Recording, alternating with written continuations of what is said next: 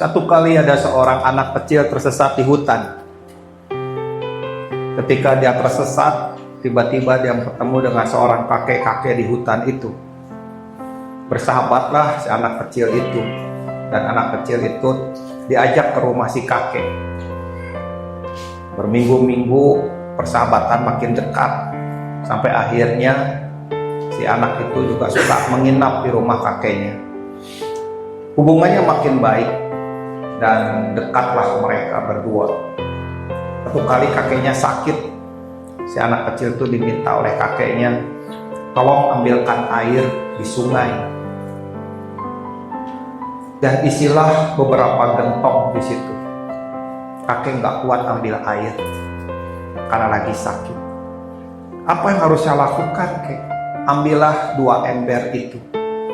Ada alat pikulnya, taruh ember di kanan dan di kiri. Turunlah ambil air di sungai. Dan si anak kecil itu mengambil air, lalu ditaruh di pikul kanan dan di kirinya, lalu naik ke tempat si kakek. Diisilah air yang dari embernya itu ke gentong. Sekali, 2 kali, 3 kali, sampai berhari-hari. Karena memang gentongnya besar dan banyak, yang jadi masalah si embernya juga bocor. Lalu si anak kecil itu merasa gagal untuk mengisi gentong itu, gagal.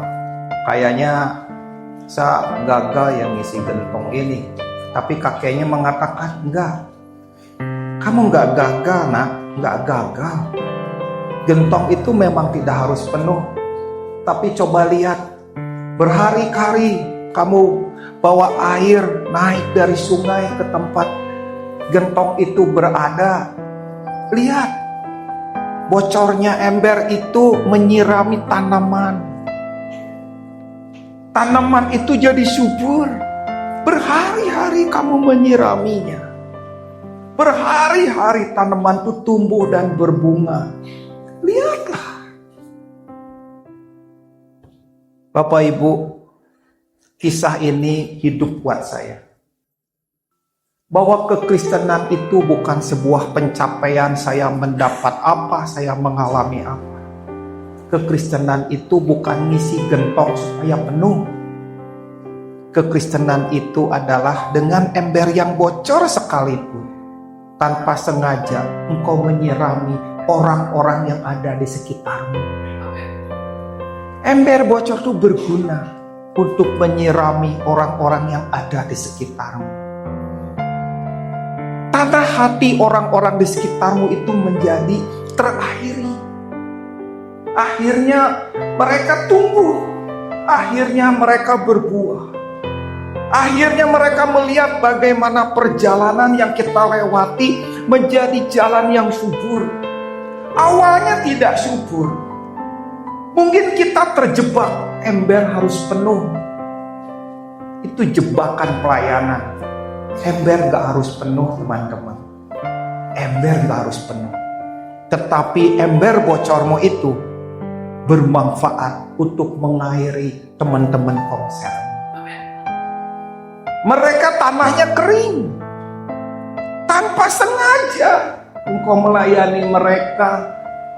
Tapi lama-lama air itu akan membuat orang-orang sekitarmu jadi subur karena engkau.